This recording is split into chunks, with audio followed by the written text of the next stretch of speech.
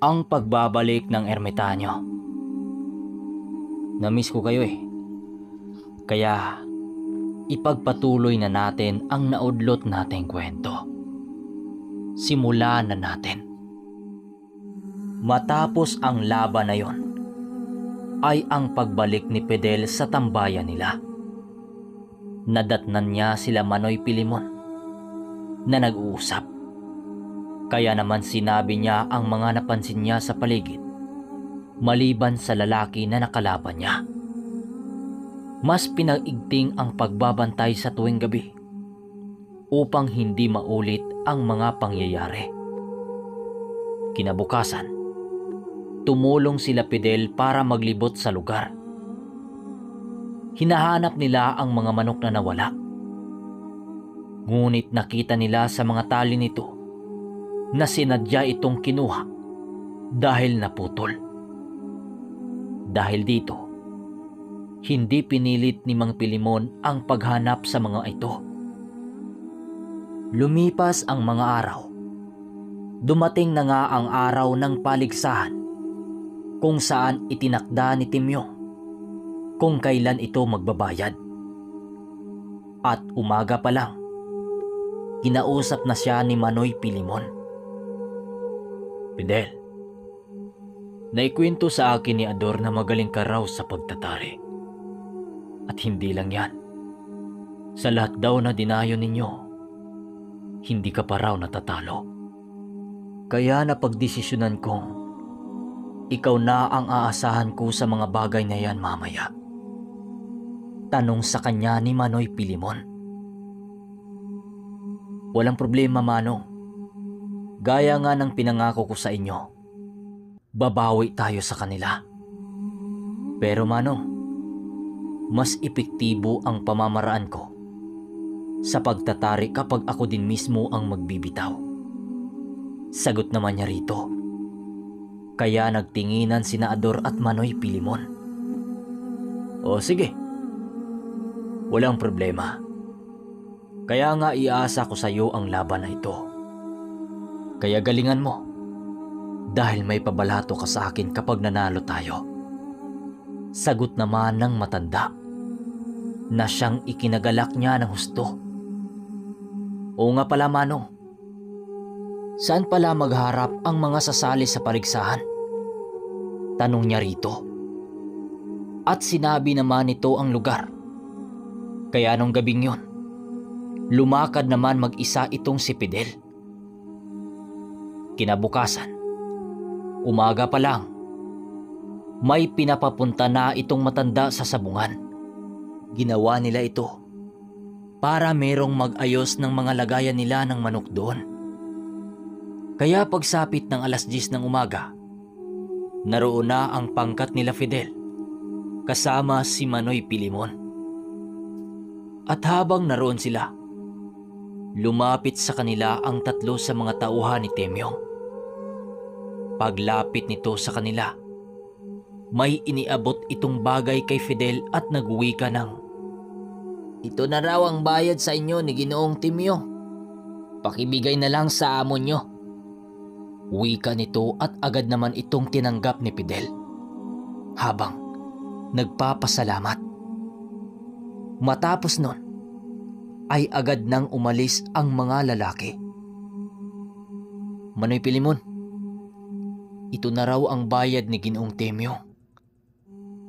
Salamat naman at tinupad niya ang kanyang pangako. "Maganda kayo dahil malapit na ang sultada natin." Wika sa kanya ni Tandang Pilimon na animoy nanghihina ang boses. Nang mga oras na yon, ay 3 manok agad ang nilagyan nila ng tari. Gawa ng paligsahan ito. Namangha kay Fidel ang mga nagtatari ni Tandang Pilimon. Dahil walang 20 minutos, natapos niyang tarian ang 3 kamanok. Sa 2 grupong nakalaban nila Temyo, ay wala itong kahirap-hirap na tinalo nila. Nang sila na ang nakatakdang lumaban sa grupo nila Temyo, agad nang pumesto noon si Fidel. Naroon din si Timyong at ang dalawa nitong alalay na pumasok sa loob ng sabungan. "Kamusta ka na, Pilimon? Masaya akong makaharap kayo ulit at ng mga walang kwenta mong tauhan. Inaasahan na namin sa paliksahang ito na kami pa rin ang magwawagi. Dahil dati pa namang hindi kayo nakaporma sa amin, di ba?" Wika ni Timyong habang naglalakad sa kanilang harapan. "Ganun ba, Timyong? Siguro nga dati pa naman kaming hindi talaga nakaporma sa'yo. Pero ngayon, inaasahan na namin ang pagbagsak mo." Sagot naman ni Manoy Pilimon habang nakangisi. Habang nagsasagutan ang dalawang panig, ay nakatingin lang naman si Fidel sa gitna ng sabungan. Naanimoy, meron itong tinitingnan. Hanggang sa maya-maya pa, pareho na ngang nakalapag sa lupa ang mga manok. At ng mga oras na yon, nasaksihan mismo ng pangkat ni Temyo ang nangyari sa laban ng araw na yon. Gawa ng tinuro ni Fidel sa kanyang mga kamay ang manok ng kalaban. Nang ginawa niya ito, sinugod ng kanilang pambato ang kalaban na parabang kontrolado ito sa mga kamay niya. At sa isang iglap, nagpakawala ng matinding atake ang tandang hanggang sa mapatapa sa lupa ang kalaban na hindi man lang nakaganti. "Teka, anong nangyayari dito? Bakit hindi yung nakita ng pambato natin?" Wika ni Timyo habang gulat na gulat at isa-isa niyang tinitigan ang mga alagad niya. "Ano na, Ginoong Timyo? Alam mo, ang sabong panapanahon lang yan. Ilabas mo na ang dalawa para tapusin na natin to." Wika ni Fidel habang nakatitig dito. "Kaibigang Pilimon, baka naman pwedeng ikaw na lang ang humawak sa mga panlaban mo.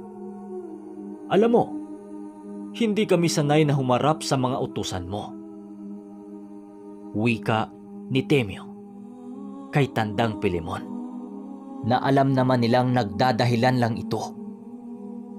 At sa sandaling yon, nakita mismo ng mga tao ang kauna-unahang pagkatalo ni Temyo. "Alam mo, Temyo, mahina na ang katawan ko. Inaasa ko na sa mga tauhan ko ang labang ito. Kaya ituloy na natin." Wika ni Tandang Pilimon.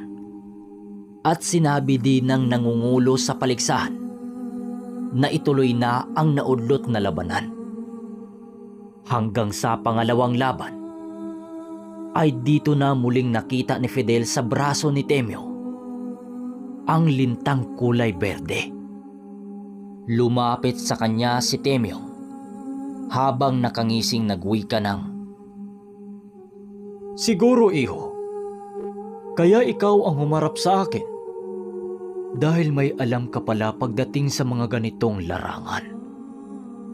Imbis na pagbibigyan ko kayo sa araw na ito, napag-isip-isip kong bawiin ko na lang." Wika nito nang malapitan. Itong si Fidel naman, tumatango-tango lang. Pero nag-uusal na ito ng mga sandata na ginawa sa pampalipad hangin. Pero maging sa pangalawang laban at pangatlo, at nagawang matalo ng kanilang mga manok ang mga panlaban ni Temyo.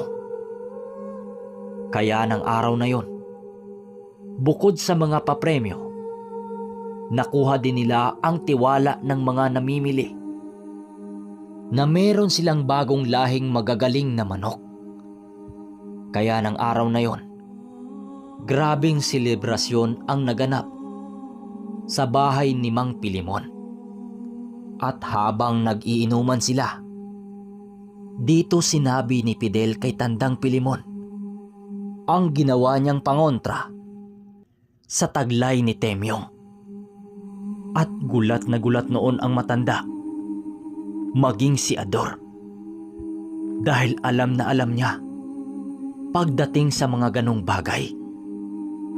Pero habang nasa kasayahan silang nag-iinuman, napapansin ni Fidel na tila matamlay si Manoy Pilimon. Kaya tinanong niya ito at nagwika siya ng, "Manong, okay lang kayo? Parang namumutla ata kayo ah." Wika niya. "Ayos lang, iho. Siguro napapagod lang." Wika nito sabay na tumba sa sahig. Kaagad nilang binuhat ang matanda para dalhin sa pagamutan. Pagdating nila sa pagamutan, nagising naman ito. Ngunit lumipas ang 2 araw, kaagad ding pinauwi itong matanda dahil sa wala namang nakitang sakit ang mga doktor. Kaya kaagad naghanap ng isang albularyong makakagamot sa matanda, sila Fidel at Ador. Dahil alam nilang gawa ng isang nilalang ang dumapo ritong sakit. Matapos tingnan ng albularyo ang matanda, lumabas din ito ng silid. "Manong, anong nangyari kay Manoy Pilimon? Nagagamot niyo ba siya?" tanong ni Fidel sa albularyo. "Ikinalulungkot ko ang balitang ito, iho. Biktima siya ng uri ng kulam," sagot ng matanda. "Bakit? Hindi mo ba siya kaya?" Wika naman ni Ador. "Patawad. Hindi ko kaya ang nilalang na ito. Kapag pilitin kong hanapin ang salarin nito, paniniguradong hindi na ko abutin ng bukas. Malakas sila." "May iba pa bang paraan, Manong? Baka may paraan para makontra ang kulam na ito," sabat naman ni Ador. "Sinabi ko na sa inyo, hindi ko siya kaya. Maliban lamang kung magawa niyong mahagilap ang samahang Santigwar. Sila ang makakatulong sa problema mo." "Saan naman namin matatagpuan ang samahang yan? Maaari mo bang ituro sa amin?" tanong dito ni Fidel. "Sige, ituturo ko sa inyo. Patawad. Yan na lang ang maitutulong ko sa inyo." At ng mga oras na yon, inihatid si Fidel ng matanda sa isang baryo na malayo na sa kabayasnan. "Hanggang dito na lang ako, iho. Hindi ako pwedeng tumuloy doon. Mag-iingat ka," wika ng matanda at agading tumakbo pabalik ng baryo. Pagdating ni Fidel sa nasabing baryo, nakita niya ang samahan ng mga taong animoy nagpupulong. Nagtipon-tipon ang mga ito habang nakadapa sa lupa. Tumutuwad-tuwad ang iba at yung iba naman nakayuko lang. So mga karamitan nyo, dahil hindi natin na-shoutout ang nakaraang video natin, dito natin i-shoutout. Galing kay GB Warrior, shoutout Backyard Panabo City. Shoutout kay Arminton Marlon, Roel Corde, from Misamis Dumalinaw, Zamboanga del Sur. Shoutout kay Unel Pantillas, Amplaya Digo City, Davao del Sur. Emmanuel Makarang, from Marinduque. At sa gustong magpa-shoutout, ay comment nyo lang sa baba para isahin natin. Yun lang. Maraming salamat. At hanggang dito na lang, hanggang sa muli.